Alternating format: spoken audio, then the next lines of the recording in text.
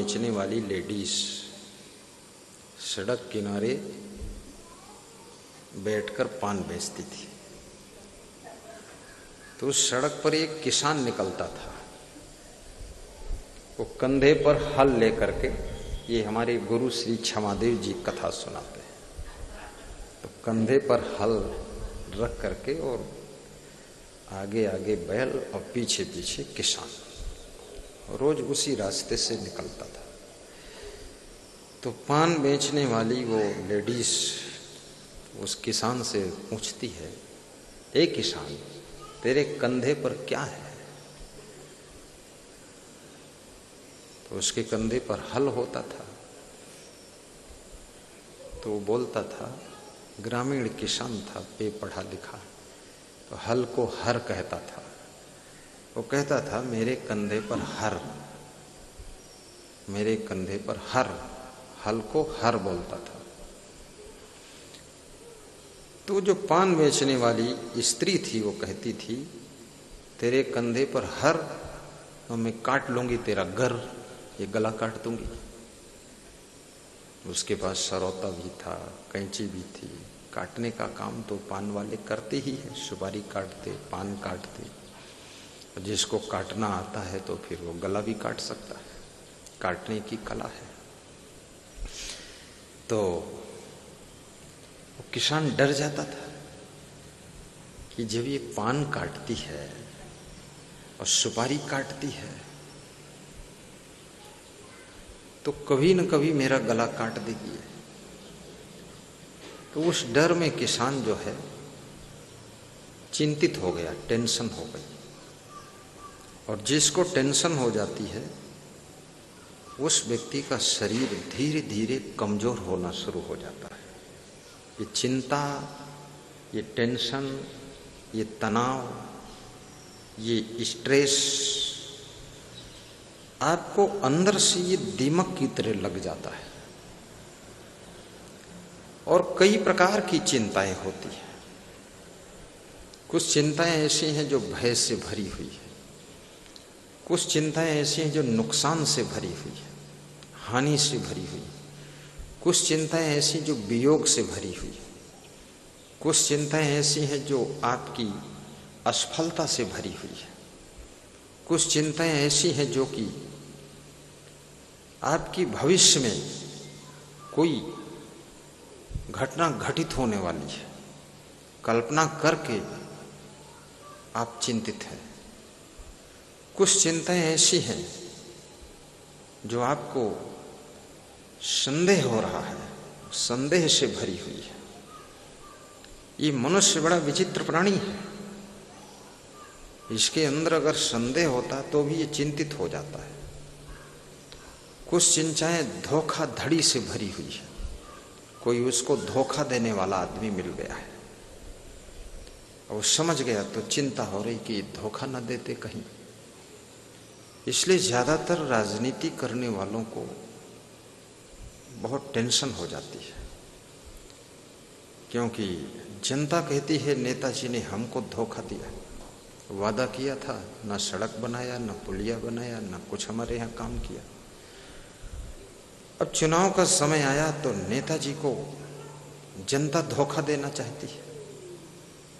नेताजी जब जाते हैं गांव को तो जनता माला तो पहना देती है, ताली बजा देती है, जय जय बोल देती है, जिंदाबाद कर देती है, लेकिन आपस में सलाह कर लेते कि वोट नहीं दूंगा इनको, क्योंकि इन्होंने धोखा दिया 5 साल, तो एक दिन तो धोखा हम भी देंगे।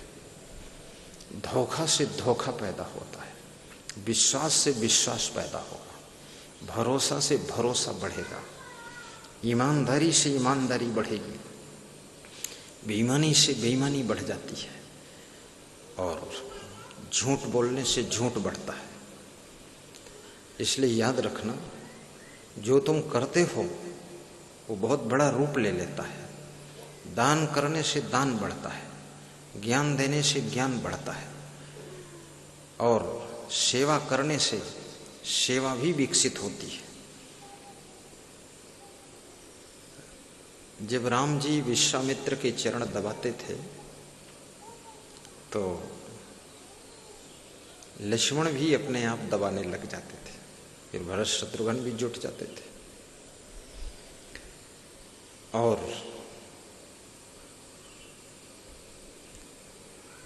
पिता की आज्ञा राम जी ने माना तो राम की आज्ञा लक्ष्मण मानते थे, भरत जी भी मानते थे, शत्रुघ्न भी मानते थे। आप अगर अनुशासन का पालन करते हैं तो अनुशासन से अनुशासन बढ़ता है। यदि आप किसी का अनुशासन मानते हैं तो कोई आपका अनुशासन मानने के लिए तैयार हो रहा है। यदि अनुशासनहीनता आप करते हैं तो आपका अनुशासन तोड़ने के लिए कोई आत्मा आ रही है। इसलिए याद रखना, वो किसान चिंतित हो गया है। और जो व्यक्ति संदेह में भी चिंता करता है कि हमको धोखा होने वाला है, नुकसान होने वाला है, तो चिंता से शरीर में बीमारियां बहुत पैदा होती। चिंता करने से, टेंशन में रहने से शरीर में सबसे पहले शुगर हो जाएगा। शुगर कहते हैं डायबिटीज को। कितने माँ बाप की गलतियों से पुत्र और बहू को शुगर हो गया। बहुत टेंशन दिया उन्होंने, उल्टा पल्टा जमीन जगह सब बेच बाच के खत्म कर दिया दारू पी के। तो बेटे बहू इतना टेंशन में आ गए कि उनको शुगर हो गया, शरीर बीमार हो गया। कितने पुत्र और बहुओं के कारनामों से, स्वभाव से, व्यवहार से माता पिता टेंशन में आ गए, वो भी बहुत बीमार हो गए, दुखी हो गए अंदर से। और जो दूसरों को टेंशन देता है वो कभी सुखी नहीं हो सकता है, और दूसरों को जो खुशी देता है वो हमेशा खुश रहता है। इसलिए सृष्टि का नियम है कि सुख देने वाले को सुख मिलता है, दुख देने वाले को दुख मिलता है। हमारे संत आदित्य दास एक दिन ये सुना रहे थे कि बबूल का पेड़ लगाओगे उसमें से आम थोड़ी ही होगा, और आम लगाओगे तो उसमें से आम होगा। यानी जो आप कर रहे हैं वही भाग्य बनता चला जा रहा है। बैठी 3 दिन इन्होंने मन संचालन किया है और प्रवचन किया है। 1, 2, 3 जून को सतकर दास ने मन संचालन किया। खड़े हो जाइए। ये है सतकर दास। 1, 2, 3 जून इनका नंबर था। फिर नंबर आया प्रेमपाल दास का। खड़े 4, 5, 6 जून ये मन संचालन और भजन गाना। बैठी। फिर नंबर आया आदित्य दास का, इन्हीं का नंबर है। 3 दिन इनका था, 7, 8, 9। अब नंबर आया है हरीश दास का, 10, 11, 12 ये। अब ये कल से ही चिंतित थे कि क्या बोलूंगा, लेकिन गुरु का नाम लिया तो ज्ञान प्रकट हो गया। गुरु के नाम से सब आ जाता है, श्रद्धा बहुत है। अब इनका चलेगा। फिर उसके बाद 3 दिन सब संत का नंबर लगा है महीने भर में। अब जिनको बोलना कम आता है उनको 1 महीने चिंता रहेगी कि देखो भाई ये 3 दिन पार हो जाए किसी तरह से।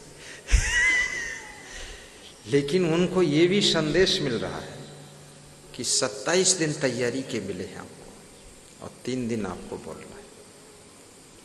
महीने में 3 दिन बोलना है तो 27 दिन आपको तैयारी करना है।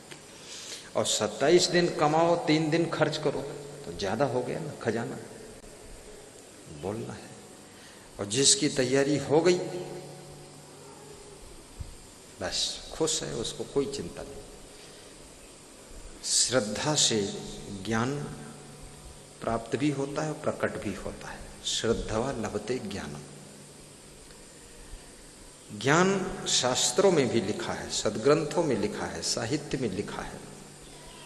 और अगर आपने शास्त्र साहित्य का अध्ययन नहीं किया है और श्रद्धा में डुबकी लगाया है, श्रद्धा के मान सरोवर में, तो वहां से भी ज्ञान प्रकट हो जाएगा। जैसे विशाल देव को प्रकट हुआ, जैसे श्री क्षमा देव को प्रकट हुआ, गुरुमन देव को प्रकट हुआ, आमान साहेब को प्रकट हुआ।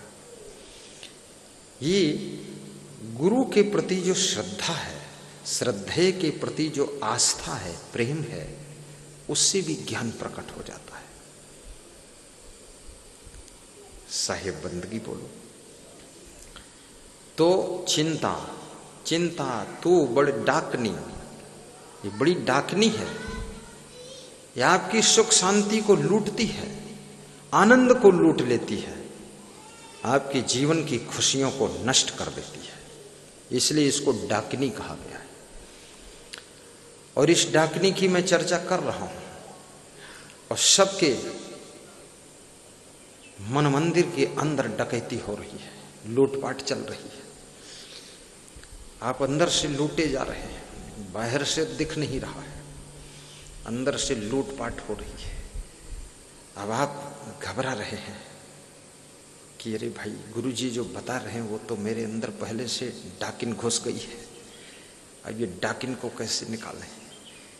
तो डाकिन को निकालने का भी उपाय बताता हूं, क्योंकि डकैत अगर आपके यहां आ गए हैं तो पुलिस जवान बुला लो। देखो बैठे हो 3 जवान पुलिस वाले, ये पुलिस जवान आएंगे तो डकैत भाग जाएंगे।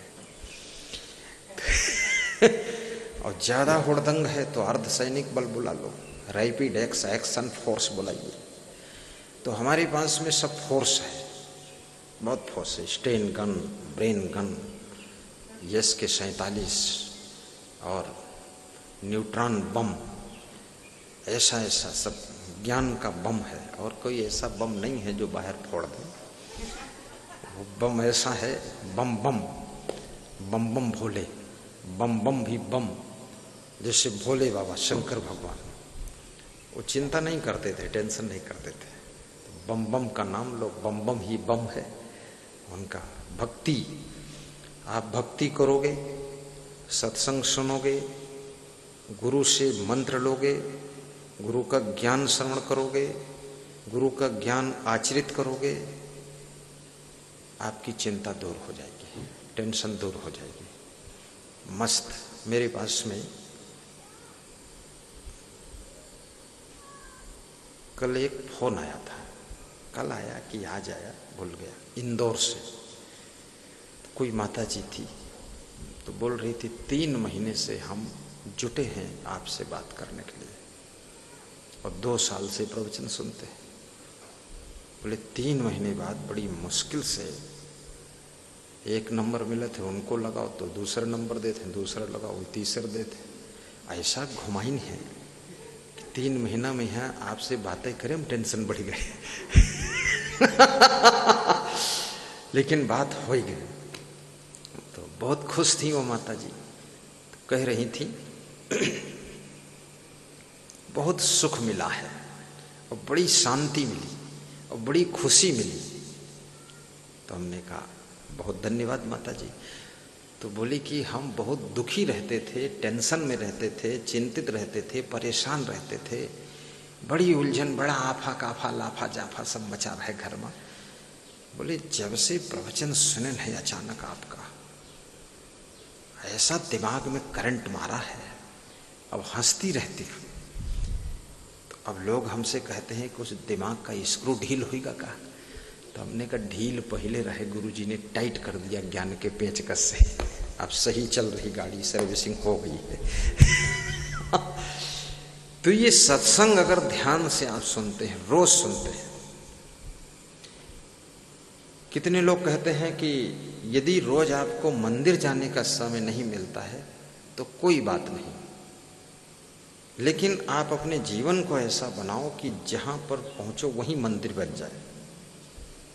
बड़ी मजेदार बात बताते हैं कि जीवन को ऐसा बनाओ कि जहां पहुंचो वहीं मंदिर बन जाए।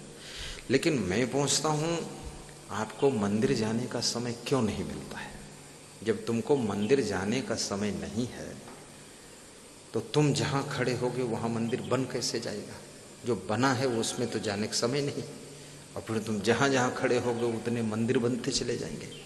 ये झूठी बातें मत करो, जाकर मंदिर में नमस्कार करो, अपने घर के मंदिर में भी नमस्कार करो, छोटा मंदिर घर में भी रखो, उसमें जो तुम्हारे इष्ट देव हों, जो गुरुदेव हों, जिनके प्रति आपकी श्रद्धा हो, उनका फोटो रख लीजिए, ध्यान लगाइए और साहिब बंदगी बोलिए, नमस्कार करिए, जो बोलते हो आप। तो चिंता तो बड़ी डाकनी, बहुत बड़ी डाकनी है। उस किसान को चिंता हो गई, किसान टेंशन में आ गया। और याद रखना, चिंता से बचने का last formula, last in the fast, best formula बता देता हूं। इस जगत का वास्तविक ज्ञान प्राप्त करो। ये सृष्टि, सबसे पहली बात, ये जो भी है, ये शरीर, परिवार, बिजनेस, राजनीति, पद, अधिकार, धन दौलत, गाड़ी लाड़ी बाड़ी साड़ी, पैसा रुपया, जमीन जगह, ये सब एक दिन छूटने वाला है। ये सब वियोग होने वाला है। ये शरीर की मृत्यु होने वाली है, होगी पक्का। और शरीर की मृत्यु होने पर सब वियोग हो जाएगा। मकान से भी लाश बाहर कर दी जाएगी, खेत के कोने में शमशान घाट में दफन हो जाओगे। जिस गाड़ी में रोज चलते थे उस गाड़ी में वो लाश नहीं जाएगी। 4 लोगों के कंधे पर वो मुर्दा कफन में लिपटा हुआ, जो पैंट शर्ट साड़ी सलवार पहनते थे, जो खूब अचला पचला पहनते थे, सब कफन में लपेट के ले जा कर के माचिस लगाकर अग्नि कांड कर देंगे, मिट्टी में दबा देंगे, नदी में बहा देंगे और बोल देंगे राम राम सत्य है, सत्य कहे मुक्त है, रोज 2-4 मरत है, आग में जरत है, हमका ले जाए परत है, हम भी मरेंगे, 2-4 हमको ले जाएंगे। तो जब सब संसार छूटने वाला है, ठीक है ना, तो हमें हाय हाय करने की जरूरत नहीं है। जब तक जीवन है सूझबूझ से काम लीजिए, विवेक से डिसीजन लीजिए, विचार करके कार्य कीजिए, भविष्य को सोच करके कदम उठाइए, परिणामदर्शी बुद्धि से सेटिंग कीजिए, बिजनेस को भी अच्छा चलाइए, राजनीति भी अच्छी कीजिए, घर परिवार को अच्छा डील कीजिए, आपस में प्रेम बना करके रहिए, गम खा करके रहिए, उन्नति भी कीजिए, अच्छा मकान बनाइए, अच्छी गाड़ी भी रखिए। जब मरेंगे तब मरेंगे, लेकिन जिंदा में ही नरक क्यों भोगें, ठीक ठाक रहेंगे। अच्छे मकान में रहिए, अच्छी गाड़ी में चलिए, अच्छा भोजन भी कीजिए, अच्छे कपड़े भी पहनिए, अच्छा दान पुण्य भी कीजिए, बिजनेस भी अच्छा चलाइए, गम भी खाइए और सहन शक्ति भी रखिए, अपने मन को समझाना भी सीखिए, सर्विस करो, निज कर्तव्य समझ करके ठीक से सर्विस करो, उलल जुलल काम नहीं, टाइम का ध्यान रखो, बिजनेस करो, लापरवाही मत करो, क्योंकि आपकी भूल चूक त्रुटि, आपका लापरवाही का स्वभाव आपको चिंता की आग में ढकेल देता है। इसलिए कृपया सावधान। अब ये सब करने के बाद चिंता नहीं रहेगी, निर्भय भी रहो, मैनेजमेंट करना सीखो, अरेंजमेंट करना सीखो। अरेंजमेंट किसे कहते हैं? अरेंजमेंट कहते हैं इमीडिएट सिस्टम को रेडी करना। जैसे अरेंजमेंट अर्जेंट से बना है। अर्जेंट का मतलब क्या होता है? अर्जेंट का मतलब तुरंत, इमीडिएट का मतलब तत्काल। तत्काल व्यवस्था को जमा देना। कैसे? मान लिया 50 भक्त बैठे हैं, और 60 आ गए, 10 कुर्सी का इंतजाम फटाफट तुरंत कर दिया, या नीचे चादर बिछा दिया। इसको कहते अरेंजमेंट। मैनेजमेंट किसे कहते हैं? पहले से व्यवस्था रेडी कर दिया, पहले से रेडी है, वो मैनेजमेंट है। और मैनेजमेंट में कुछ शॉर्टेज हो गई तो तुरंत कर देना, वो अरेंजमेंट है। तो अरेंजमेंट करना सीखो, मैनेजमेंट करना सीखो और डीलिंग करना सीखो। दूसरों को भी जोड़ना सीखो, गलत लोगों को तोड़ना सीखो, हटाना सीखो। सड़े टमाटर को अगर अच्छे टमाटर की ढेरी से नहीं हटाओगे तो रात भर में 2-4 को और सड़ाएगा, उसको अलग करो। सड़ियल दास को अलग करिए। हाँ, आपकी पार्टी में कोई सड़ा आदमी है, गड़बड़ मचा रहा है, उसी बहकाता रहता है, दूसरों को भी बिगाड़ता है, उससे उल्टी बात करता है, उसको साइड करो। यह पार्टी की हाई कमान ही सड़े दिमाग की है, अब उनके पीछे लगे हो। आप सुअर के पीछे लगोगे तो कहाँ जाओगे आप? और सुअर जहाँ रहता है लास्ट में वहीं पहुँचेगा, सोरी के भारे में पहुँच जाओगे, जहाँ बहुत मलामत पड़ी हुई है गंदगी में। तो किसके पीछे लगना है ये भी विवेक करो। गलत लोगों के पीछे भी मत लगो, गलत आदमी का सत्संग भी बिल्कुल मत सुनो, सुनने से कोई फायदा नहीं। गंदे पानी में कपड़ा धोओगे तो कपड़ा और गंदा हो जाएगा, साफ पानी में कपड़ा धो। साफ सुथरा निर्मल निराले जो संत हैं उनकी वाणी से आपका कल्याण होगा, उनकी दर्शन से कल्याण होगा, उनकी चरण में श्रद्धा रखने से कल्याण होगा। ये उलुल जुलुल गंदी मानसिकता वाले लोगों के दर्शन से भी कल्याण में रुकावट आ जाएगी और मानसिक मलिन हो जाएगा। इसलिए उनका दर्शन भी मत करो। दुष्टों का दर्शन क्या करना। कुछ लोग